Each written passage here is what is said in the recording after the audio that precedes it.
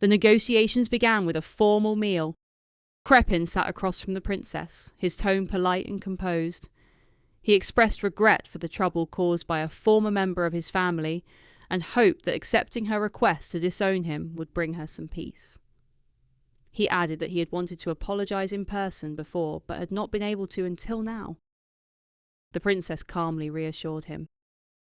Outwardly, Crepin appeared noble, dignified, and benevolent, yet her ability saw through the facade.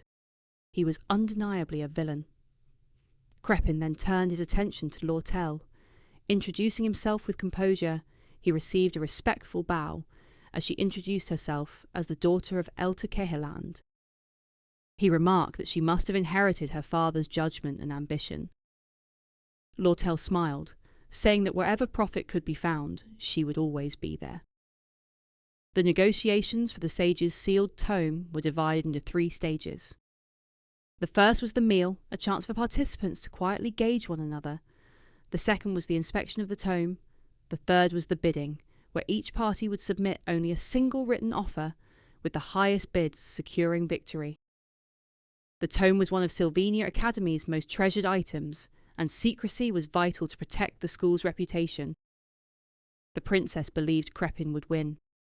Lortel would never risk more than what could guarantee profit, while Crepin sought the tome for his own ambitions. If he simply bid slightly above market value, he would secure it. During the meal, Lortel herself had admitted she followed to profit wherever it led. To the princess, that meant, if Crepin bid more than 8,100 gold, victory was his. When the time came, the deputy headmaster collected the sealed slips of parchment and thanked them both. The first slip read, Crepin Rothstaler, 8,500 gold. The princess nodded, exactly as she expected. Then came the second slip, Lortel Keheland, 9,400 gold. The princess's eyes widened. Lortel had bid far higher than anyone seeking profit would dare. The deputy headmaster declared Lortel the winner. Rising gracefully, Lortel bowed. Crepin's demeanour cracked. Clicking his tongue, he stood with a cold expression and announced his departure. The princess's thoughts raced. If Lortel wasn't acting for profit, then perhaps her aim was to keep the tome out of Crepin's hands. She remembered their earlier talk when Lortel claimed they shared the same enemy. That wasn't Lortel's nature. She wasn't the type to act for justice. Which meant she had an ally. Someone who already knew the truth about Crepin. Her memory flashed to that moment again, when Lortel had told her to keep Ed out of it. The realization struck her. Ed had been fighting House Rothstaler all along. She stumbled, nearly falling, as the thought overwhelmed her. Her knight asked if she was unwell, but she waved him off. Guilt consumed her. In her vendetta against Ed, she had driven an innocent man into despair. What had she done? Back at the Kehelan Company's base, Lortel stood before a mirror, tilting her head as she debated which hair accessory to wear. Her expression was one of quiet satisfaction. She considered her position. She could sell the tome to Crepin for 8,500 gold, leaving her with a 900 gold loss. Her eyes drifted to the letter resting on her desk. In it, Ed asked her to purchase the tome at any cost, promising in return to grant her any favour she wished. A favour from Ed, for just 900 gold. It was an incredible bargain. She pressed the letter to her chest, cheeks warm as she sank onto her bed. For a moment she let herself savour the thought, then wondered what favour she should ask of him. At his camp, Ed sat near the fire with Ziggs. Ziggs reported that he had delivered the letter, and that Lortel's face had lit up when she read it. Ed felt a pang of guilt for asking such a large favour. Before he could dwell on it, a panicked voice called from nearby, relieved that he was finally awake. Yenkah rushed over, her eyes full of worry. Ed asked why she was here so early. Didn't she have classes? She explained they were already over, as Ed apologised for troubling her. Ziggs added that she had been in tears the whole time, and the students even thought she was heartbroken. Yenkah's face flushed as she pinched his cheek to silence him, then summoned a bear spirit to drag him away. Muggs appeared from behind her, eyes brimming with tears. He rushed forward and begged to be punished. He cried that he should have seen how overworked Ed was and eased his burdens. He admitted he had wanted to apologise sooner, but with Ed so weakened, he had feared his presence would only worsen things. Ed reassured him there was no need to worry. Ziggs returned with the battered bear spirit leaning on him and reminded Ed that Muggs has been worrying for 10 days now, so he should go easy on him. Ed's eyes widened. 10 days had already passed. He realised he was far behind on his chores, and all his food supplies must have spoiled by now. Standing, he sighed, saying he needed to restock on food and firewood. Yenkah urged him to think about his health first and promised to help. Ziggs insisted he could hunt and gather firewood. If they worked together, everything could be managed step by step. Ed looked at his shack, remembering when he first came to the forest with nothing. Now, with Yenkah and Ziggs beside him, he felt a rare sense of gratitude. Somehow, everything would work out. Later, at the Great Spirit Tree, Yenkah lay against Merilda's soft fur. The guardian spirit's voice was calm but firm. Ed was still vulnerable at camp, and the vixen was busy with negotiations. If Yenkah wanted to take him for herself, she needed to be just as cunning. Merilda pointed out that her apron already made her look like a housewife. Now she only needed to show Ed what a good wife she could be. Yenkah leapt to her feet, thanking Merilda eagerly before hurrying off.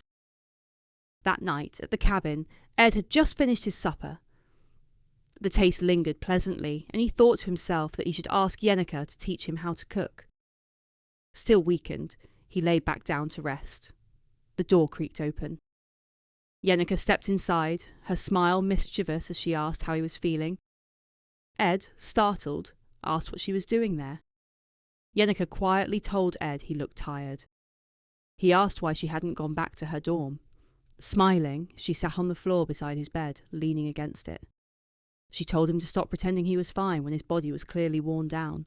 If the body was exhausted, she said, the soul would sink with it. When she had struggled before, many people had offered consolations and help. But what had encouraged her most was Ed's quiet presence. He hadn't tried to comfort her with words. He had simply stayed by her side. Turning toward him, she softly repeated something he had once told her. It had been hard, but he had done really well. Ed tried to insist she didn't need to do this for him, but she silenced him with a stern look. He needed to admit he required rest. After a moment, he gave in and laid back down. Closing his eyes, he admitted that things had been difficult of late, and soon sleep overtook him. The next morning, Ed awoke to bird song and sunlight streaming through the window. Looking down, he saw Yenkah asleep on the floor, her head resting on the bed, a small trail of drool at the corner of her mouth. He couldn't help but smile. He felt better already. Later that morning, Ed washed up outside, the cold water clearing the last traces of fatigue from his mind. Still, he couldn't ignore how little progress he had made in the past 10 days. His magical engineering had stalled.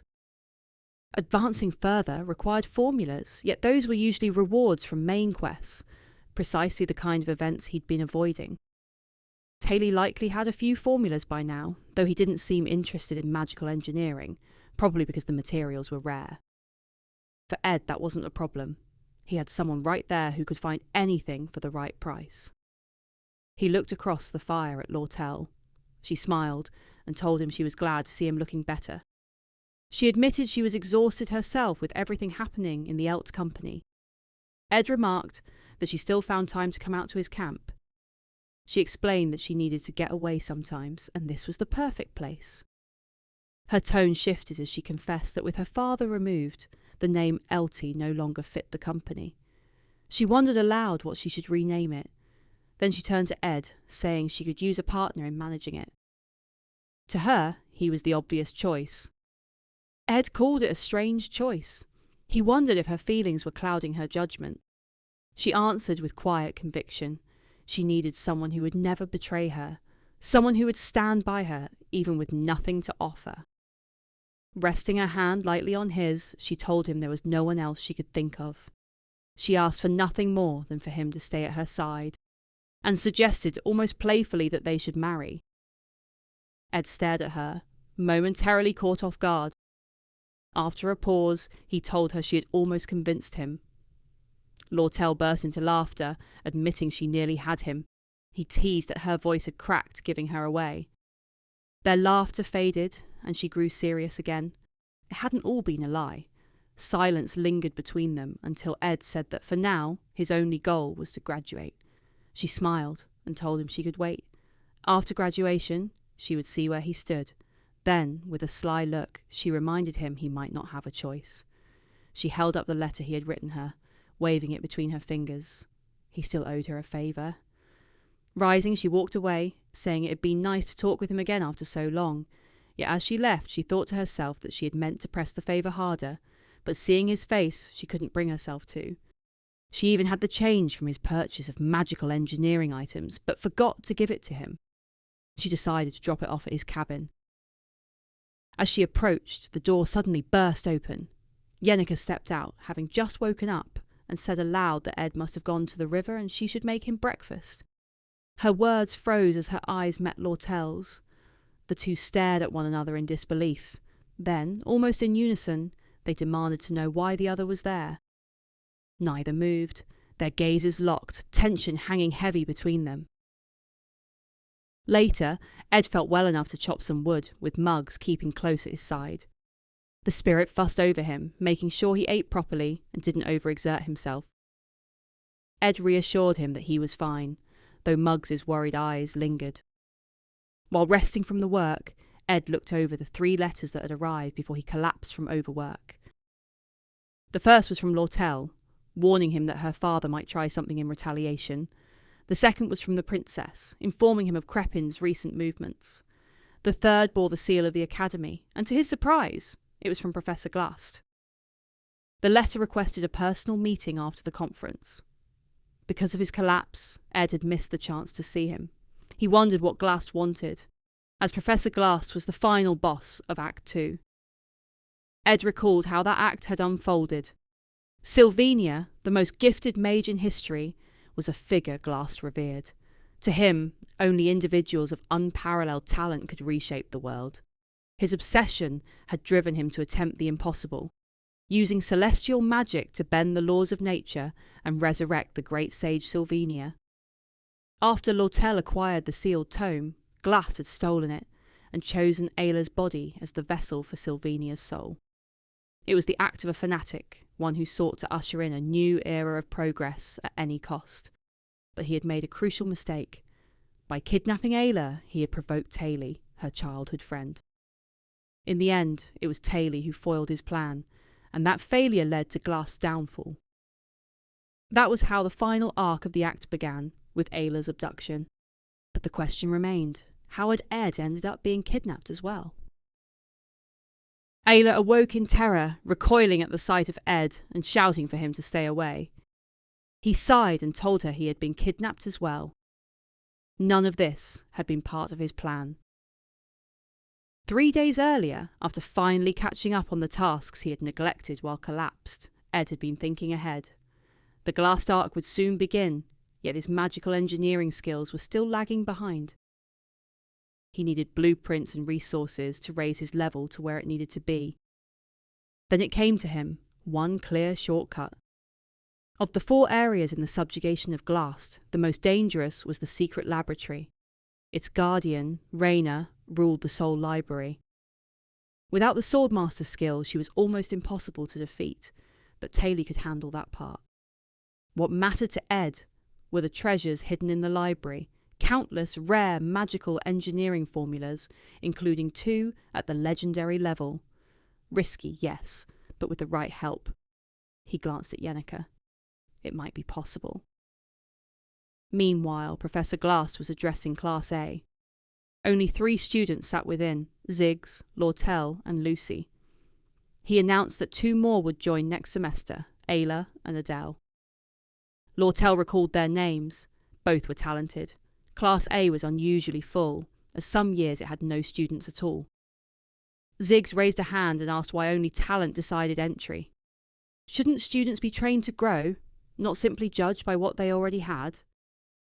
Glast calmly countered, saying it would be cruel to push those without talent toward impossible expectations. Lortel thought to herself that it all made sense. Glast's obsession with talent most likely came from his daughter. Muri had been an ordinary mage, but he had believed in her potential as any parent would. Pushing herself not to disappoint him, she had joined a raid before she was ready and had never come back. Ever since, Glast had poured himself into researching celestial magic, fixated not so much on the art itself, but on the sage who created it, the great sage Sylvania. Ed, finishing his own class, mapped out his next move. The event would soon start. Once Taylor discovered Ayla's kidnapping, he would rush in to rescue her, while Ed trailed behind, collecting what he could. He even had a list ready: Glock's eyes, Delheim's hourglass, and other valuable relics. Afterward, he would sit back and watch Taylor's climactic battle before slipping away to camp. It was foolproof, he thought. Yenkah had already agreed to meet him at the waterways, the entrance to the lab. But then Professor Cleo approached, saying Glast wanted to see him. Ed hesitated, then agreed. Glast had summoned him once before his collapse, so perhaps it was the same matter. Inside Glast's office, he found Ayla. She stiffened at once, demanding to know why he was there. Ed admitted her reaction was fair. He had fought her and Taylor during the Ophelis Hall incident, but then the weight of the situation hit him. Ayla was here now, yet this was the moment she was supposed to be kidnapped. He rushed to a desk piled with papers, searching for some clue. Among them, he found a report, on himself, written by Professor Cleo. They had clearly learned of his role in the Ophelis Hall incident, but what connection did that have here? Footsteps echoed. He turned and drew his dagger as Glast entered. Ayla ran to the professor, begging him for help against Ed. With a flick of his hand, Glast froze her in time prison. Then his attention fell on Ed. Before he could act, the dagger flew straight toward Glast and exploded. Once the smoke settled, Glast was still standing. He complimented Ed on his reactions, wondering if he had figured out the truth after looking at only a few documents.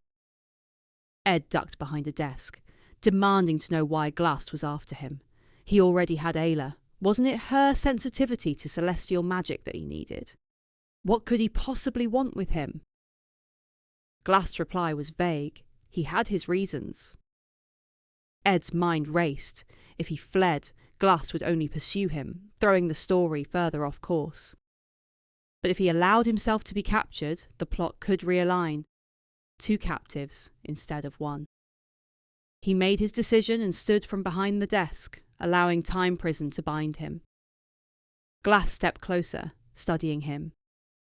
At first he hadn't thought much of Ed, but his grades had risen remarkably, even while living in the forest. He must be working hard, and in combat he had the instincts to survive. It reminded Glast of something he had lost. The memory of his daughter still haunted him, always trying to please him. At that moment, Mug slipped out from Ed and flew into the sky, heading toward Yenkah. An old man sat writing the final words of his memoir, The Exploration Record of Magic. The man was Archmage Glast. He reflected on his days with his master Sylvania, and the grief that had consumed him when she faded from this world. His gaze shifted to Lucy, sleeping beside him, and he thought that those left behind must grow stronger. He dedicated the last line of his book to her, the last purpose of his life. A short while later, Lucy stood at his bedside, the book in hand, tears streaming down her face as her beloved master passed away. In the present, Lucy lay on the roof of Ed's cabin, lost in the memory. She whispered that she missed him as she gazed at the sky, wondering if she would ever escape the grief. The only comfort she found was in the jerky that warmed her heart. But as she looked at the bag in her hand, she realised it was empty. She glanced around for Ed, but saw only Yenkah. At that moment, Mug fluttered in, whispering something to her. Lucy watched Yenkah's aura flare violently, her magic lashing out in fury at whatever she had just heard. Over at the Trix Hall meeting room, Lortel and the highest-ranking members of the Academy gathered in secret for the resonance ritual, the transfer of the sealed tome to her possession. Even the headmaster himself was present. As the ritual began, Lortel compared the headmaster to Crepin. The two were of similar years, yet the contrast in how they carried themselves was obvious. After the bidding, Crepin had approached her, asking to purchase the tome. She had told him the price was 12,000 gold. He accepted without hesitation, then smugly mentioned that her father Elter had dispatched a band of mercenaries marching toward the academy even now. That was why he pressed for the transaction immediately. The arrogance in his tone irritated her, but his information was valuable. All she needed was to gain ownership of the tome and turn a profit. It seemed simple, but just as the headmaster prepared to complete the transfer, the ritual was interrupted. Professor Glast appeared before the tome. Elemental spirits filled the room. The headmaster struggled to hold them off as Glast snatched the tome and vanished. Back in the secret laboratory, Ayla still couldn't understand why Ed was there. She pressed him for answers, but Ed only sighed, wondering whether Glast had stolen the tome yet. From the other side of the bars, a man approached, warning her to be silent. Behind him loomed a massive creature, clearly meant to guard the cell. The man was Coombe, a researcher of celestial magic. He explained that they should be grateful. Professor Glast had specifically forbidden him from using them in his experiments, as they were considered necessary. Ed wondered what that meant. Coombe said Ed was calmer than expected, then walked off, declaring he had more important research to attend to. Ed slumped against the wall, thinking all he could do was wait for rescue. Afterward, he could retrace Taylor's steps and find the formulas he needed. The only problem was being trapped in a cell with Ayla, who still crouched defensively in the corner. He told her there was no need to fear him. He wasn't going to harm her. He understood her cautious nature and, truthfully, held no ill will toward her. But Ayla glared back, insisting he was lying. To her, he was still Ed Rothstaler. He told her to stop being dramatic and wait. Taylor would come to rescue her. Then, after a pause, he admitted he was sorry for what had happened at the entrance exam. He had his reasons, but there was no excuse. At the very least, he reminded her, he had helped during the glass can incident. She might not place her trust in him, but she could believe in Taylor. Ayla froze, stammering in disbelief. Did he just apologise? Ed Rothstaler apologising? Suddenly, Mug burst into the cell, frantic and overprotective, rambling about whether Ed was all right. Ed thanked him for finding him and patted his head, relieved. Ayla asked if he could really summon spirits now. Ed dismissed her, saying it wasn't her business. At least now he could talk to someone better. She pressed, asking if he could use the spirit to send for help. Ed thought to himself that doing so would only ruin the storyline. Mug reassured him. It had taken almost half a day, but he had managed to alert Yenkah. She was furious, her aura terrifying. Even better, the vixen and the witch kid had agreed to help too. Everything would be fine, Mug insisted. Ed's relief curdled into anger. His pat turned into a tight squeeze around Mug's head. Ayla asked what was wrong, but Ed only whispered something into Mug's ear before hurling him through the bars. He called out to Coombe, demanding release. He couldn't just sit here any longer.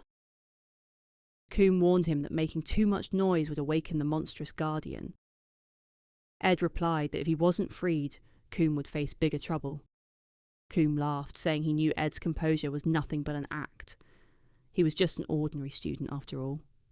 With that, Coombe turned his back on the cell and left. Ayla asked why he was suddenly agitated. Ed told her to be quiet as Mug returned, clutching a set of keys. He chirped proudly that they had been right where Ed said they'd be. Ed told Mug to leave the laboratory, knowing things were already complicated now that Yenkah and the others had been alerted. Unlocking the cell, he stepped out and quickly shut the door behind him, locking Ayla inside.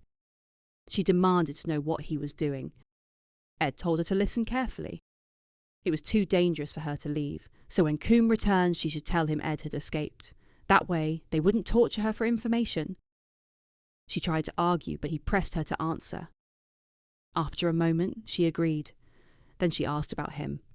Wasn't it dangerous for him to be out there alone? He told her not to worry and sprinted down the hall.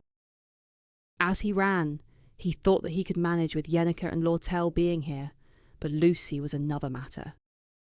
Her presence would lead to the worst possible ending.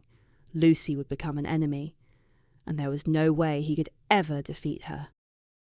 No matter what, he had to stop her from coming.